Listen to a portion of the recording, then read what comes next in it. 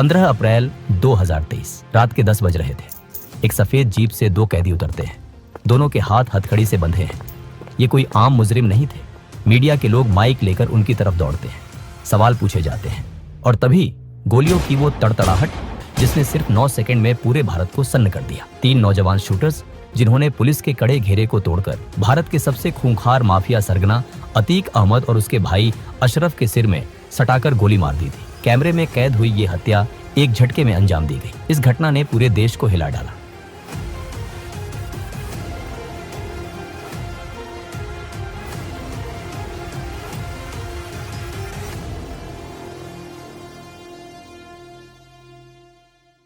साल 1979 उत्तर प्रदेश का पुराना इलाहाबाद शहर, जिसे आज हम प्रयागराज कहते हैं, और उसका एक बदनाम इलाका चकिया मोहल्ला। इसी मोहल्ले में फिरोज नाम का एक तांगे वाला रहता था। उसके बड़े बेटे का नाम था अतीक अहमद। घर में तंगी थी, गरीबी थी, लेकिन अतीक के अंदर बचपन से ही एक अलग तरह की जिद थी। उसे पढ़ाई लिखाई में कोई खास दिलचस्पी नहीं थी। 1979 आते आते 17 साल का अतीक 10वीं के एग्जाम में फेल हो गया, पर उसे इस बात का कोई दुख नहीं था। उसकी नजरें तो कहीं और थी। उसे ताकत चाहिए थी, पैसा चाहिए था, और वो भी शॉर्टकट से। अतीक ने सबसे पहले मालगाड़ियों से कोयला चुराने का धंधा शुरू किया। वो अपने कुछ दोस्तों के साथ रात के अंधेरे में कोयला चुराता और उसे ब्लैक में बेच देता। इसी चोरी चकारी के बीच अतीक के हाथों पहली बार खून हुआ। उसके खिलाफ एक हत्या का मुकदमा दर्ज हुआ। उस दौर में इलाहाबाद में जुर्म करना कोई छोटी बात नहीं थी, लेकिन अतीक को समझ आ गया था कि लोगों के अंदर डर पैदा करके ही वो पैसा और पावर कमा सकता है। धीरे धीरे उसने रेलवे के ठेकेदारों से हफ्ता वसूलना शुरू कर दिया।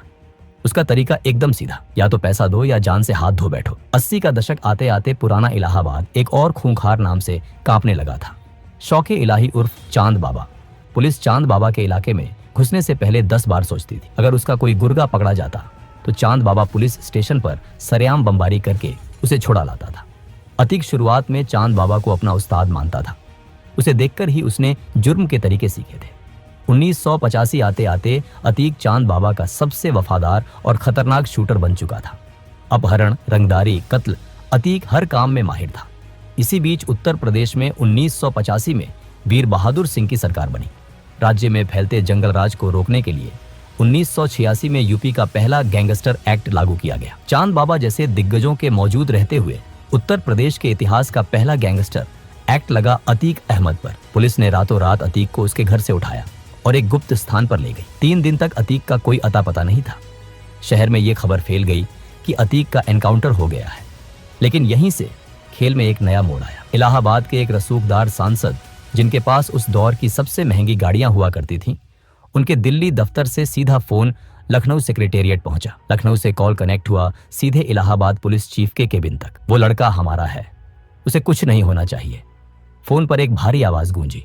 दोपहर होते होते अतीक अहमद इलाहाबाद की सड़कों पर सीना ताने आजाद घूम रहा था। उस दिन अतीक को एक बात समझ आ गई थी, अगर हमेशा के लिए पुलिस और कानून से बचना है तो खुद सिस्टम का हिस्सा बनना पड़ेगा। साल 1989 इलाहाबाद में चांद बाबा म्यूनिसिपैलिटी का चुनाव जीत चुका था और अब उसकी नजरें विधानसभा पर थी। समाजवादी पार्टी के संस्थापक मुलायम सिंह यादव जानते थे कि चांद बाबा की पॉपुलैरिटी और खौफ दोनों चरम पर हैं। उन्होंने चांद बाबा को इलाहाबाद वेस्ट सीट से टिकट का ऑफर दिया। चांद बाबा ने मुलायम सिंह से कहा, नेताजी, मेरा एक चेला है अतीक, बहुत धार है उसमें, उसे टिकट दे दीजिए। मुलायम सिंह, जो राजनीति के कच्चे खिलाड़ी नहीं थे, उन्होंने मुस्कुराते हुए जवाब दिया, चांद, अगर तुमने उस लड़के को विधानसभा भेज दिया तो कल वो तुमसे बड़ा हो जाएगा, तुम्हारा कद छोटा पड़ जाएगा। ये चुनाव तुम खुद लड़ो। चांद बाबा ने फिर तय किया कि वो खुद इलाहाबाद वेस्ट से लड़ेगा। जब अतीक को ये बात पता चली कि चांद बाबा ने उसे टिकट नहीं दिया तो वो भड़क उठा। अतीक ने अपने ही गुरु के खिलाफ इंडिपेंडेंट कैंडिडेट्स नॉमिनेशन पेपर भर दिया। चुनाव हुए। वोटिंग के नतीजे आने से 4 दिन पहले ही हवा का रुख अतीक की तरफ मुड़ चुका था। चांद बाबा समझ गया कि ये तांगे वाले का लौंडा अब उसके हाथ से निकल चुका है। उसने अतीक को खत्म करने का मौत का फरमान जारी कर दिया। इलाहाबाद वेस्ट का एक ढाबा में अतीक अपने गैंग के साथ चाय पी रहा था। चांद बाबा को भनक लग गई।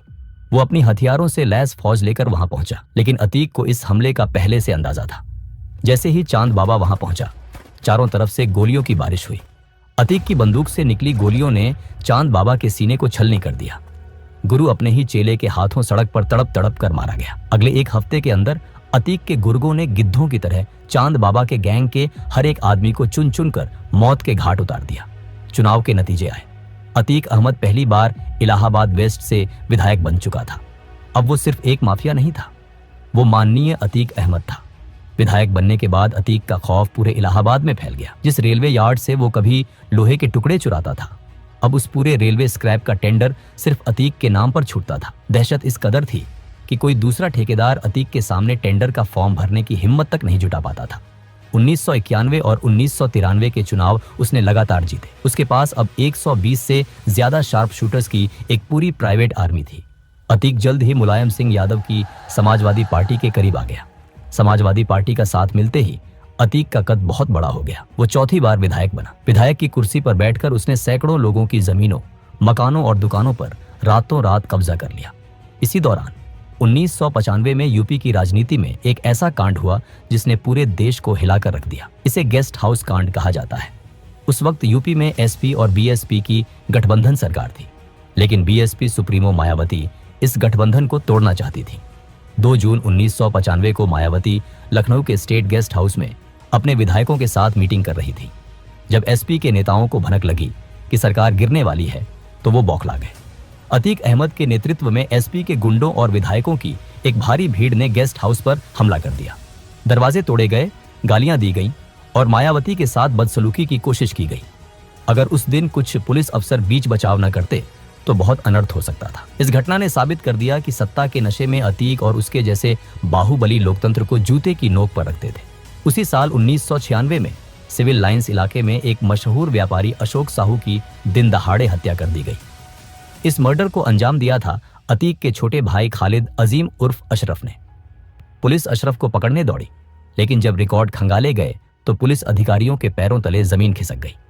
जिस वक्त अशोक साहू के सीने में गोलियां उतारी जा रही थी, सरकारी कागजों के मुताबिक अशरफ उस वक्त चंदौली जेल की सलाखों के पीछे बंद था। अतीक ने जेल के पूरे सिस्टम को खरीद लिया था। अशरफ की जगह कोई और शख्स अशरफ के नाम पर जेल में हाजिरी लगा रहा था।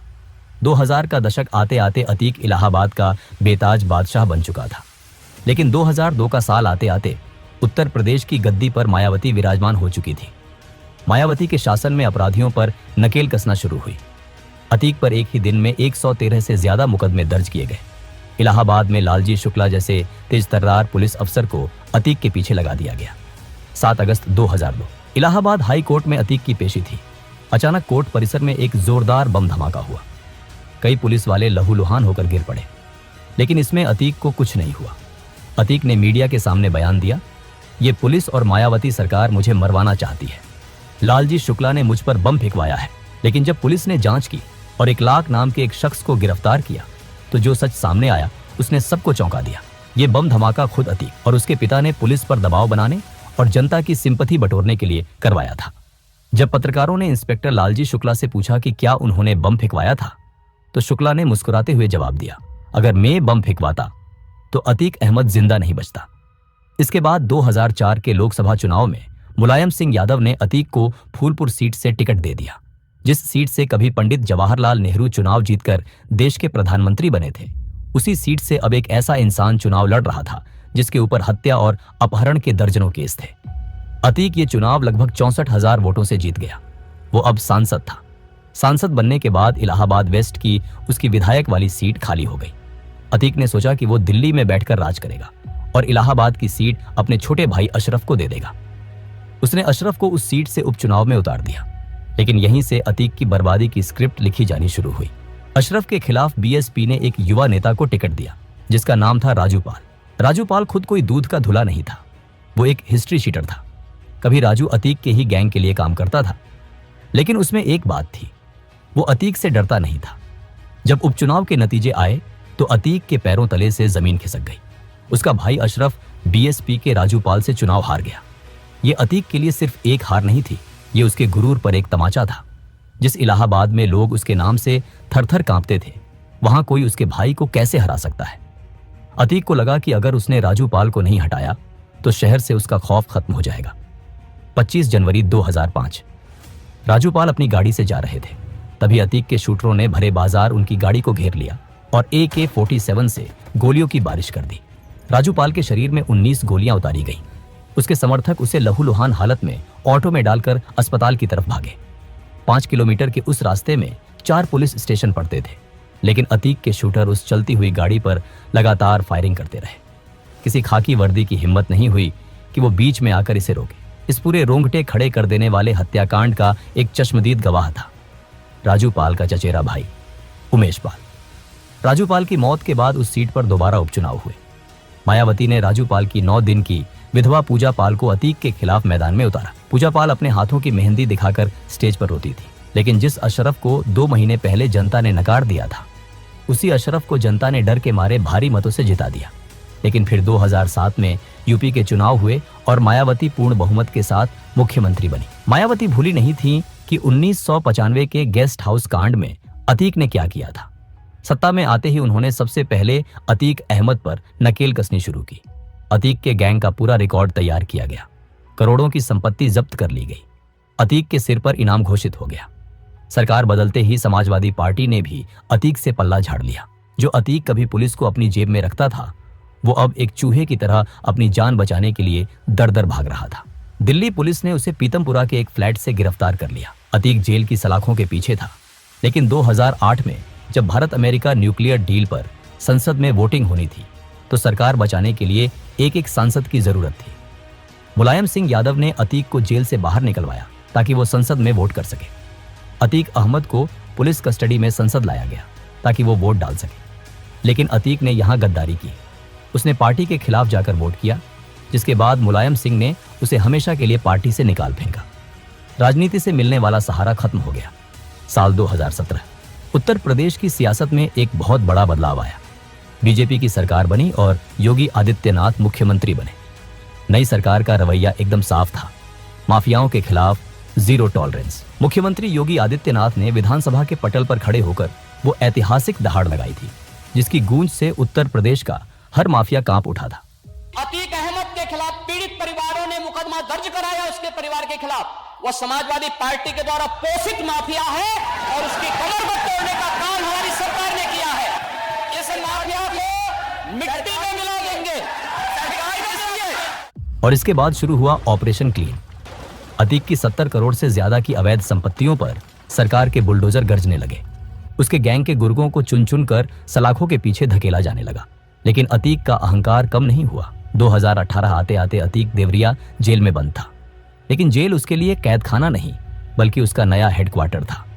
लखनऊ के एक बड़े व्यापारी मोहित जायसवाल को अतीक के गुंडों ने सरेआम अगवा किया और सीधे देवरिया जेल के अंदर लेकर आए। जेल के अंदर अतीक और उसके गुंडों ने मोहित जायसवाल को बेरहमी से पीटा और हथियारों के जोर पर उसकी करोड़ों की प्रॉपर्टी अपने नाम लिखवा ली। जेल के अधिकारी तक उसकी जेब में थे।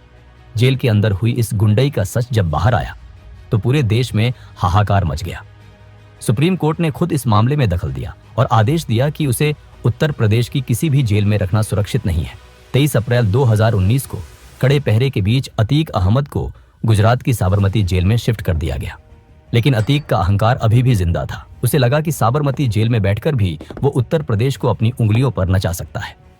फरवरी 2023 राजू पाल हत्याकांड का मुख्य गवाह उमेश पाल, जो पिछले 18 सालों से अतीक के खिलाफ डटकर खड़ा था, अतीक की आंखों में चुभ रहा था। उसने साबरमती जेल से एक साजिश रची। 24 फरवरी 2023 की दोपहर प्रयागराज। जैसे ही उमेश पाल अपनी गाड़ी से उतरा, अतीक का बेटा असद और उसका शूटर गुलाम हथियारों के साथ उस पर टूट पड़े। दिन दहाड़े बम और गोलियों की बौछार कर दी गई। उमेश पाल और उसकी सुरक्षा में लगे 2 पुलिसकर्मियों को मौत के घाट उतार दिया गया। इस पूरे हमले का वीडियो सीसीटीवी में कैद हो गया, जिसने पूरे देश को झकझोर दिया। अतीक ने सोचा था कि वो 2005 की तरह फिर से खौफ पैदा कर देगा और कोई गवाह नहीं बचेगा, लेकिन वो भूल गया था कि अब 2005 नहीं, 2023 चल रहा है और यूपी में सरकार बदल चुकी है। इस घटना के बाद पुलिस और एसटीएफ ने वो तांडव किया जिसकी उम्मीद अतीक ने सपने में भी नहीं की होगी। अतीक के पूरे गैंग को चुन चुन कर निशाना बनाया जाने लगा। कुछ ही हफ्तों में एसटीएफ ने एक एनकाउंटर में अतीक के बेटे असद को मार गिराया। जब साबरमती जेल में अतीक को पता चला कि उसका बेटा मारा गया है, तो वो फूट फूट कर रोया। जो माफिया कभी अदालतों में मूंछों पर ताव देता था, वो साबरमती से प्रयागराज लाए जाते वक्त पुलिस वैन में फूट फूट कर रो रहा था। 28 मार्च 2023 को कोर्ट ने एक पुराने अपहरण मामले में अतीक को उम्र कैद की सजा सुनाई। अपनी पूरी जिंदगी में अतीक पहली बार किसी मामले में कानूनी रूप से सजा पा रहा था। 15 अप्रैल 2023 की वो रात। प्रयागराज का कॉल्विन अस्पताल। अतीक अहमद और उसके भाई अशरफ को मेडिकल चेकअप के लिए लाया गया था। दोनों के हाथों में हथकड़ी थी। मीडिया का जमावड़ा लगा था। लाइव कवरेज चल रही थी। पत्रकार अतीक से उसके बेटे के जनाजे में न जा पाने को लेकर सवाल कर रहे थे। अतीक जी, आप अपने बेटे असद के जनाजे में नहीं जा पाए, कुछ कहेंगे? अतीक ने निराशा भरी आवाज में जवाब दिया, नहीं ले गए तो नहीं गए। ये अतीक के मुंह से निकले आखिरी शब्द थे। उसी पत्रकारों की भीड़ में प्रेस का फर्जी आईडी कार्ड गले में डाले, हाथ में माइक लिए 3 नौजवान लड़के आगे बढ़े और लगातार अतीक और अशरफ के ऊपर फायरिंग की। 40 साल से उत्तर प्रदेश को डराने वाला वो बाहुबली धड़ाम से जमीन पर गिर पड़ा। अगले 10 सेकंड के अंदर उन 3 लड़कों ने 18 राउंड फायरिंग की। 9 गोलियां अतीक को लगी और 4 अशरफ को। लाइव टीवी पर पुलिस की मौजूदगी में देश के सबसे खूंखार बाहुबलियों में से एक का अंत हो चुका था। गोली चलाने वाले उन तीनों हथियारों ने भागने की कोशिश नहीं की। उन्होंने तुरंत हथियार डाल दिए और पुलिस के सामने सरेंडर कर दिया। जब उनसे पूछताछ हुई तो उनका कहना था कि वो अतीक के गैंग का सफाया करके क्राइम की दुनिया में अपना नाम बनाना चाहते थे। आज वो तीनों जेल की सलाखों के पीछे हैं और मामले की जांच चल रही है। लेकिन क्या यह सच था? क्या ये तीनों सिर्फ मोहरे थे? पूछताछ में अतीक ने कई पॉलिटिशियंस, बड़े बिल्डर्स और भ्रष्ट अधिकारियों के राज्य खोलने की धमकी दी थी। क्या उनमें से किसी ने अपने राज्य दफन करने के लिए अतीक को हमेशा के लिए खामोश कर दिया? ये सवाल आज भी हवा में तैर रहा है। जांच एजेंसियों की चार्जशीट में जांच के दौरान यह चौंकाने वाला खुलासा हुआ कि अतीक अहमद के तार सीमा पार पाकिस्तान की कुख्यात खुफिया एजेंसी ISI और आतंकी संगठन लश्कर-ए-तैयबा से जुड़े हुए थे। पंजाब के रास्ते ड्रोन से जो हथियार गिराए जाते थे वो अतीक के गैंग तक पहुंचते थे। जिन हथियारों की कंसाइनमेंट सरहद पार से आती थी उसका सीधा इस्तेमाल हमारे ही देश की धरती पर बेगुनाहों का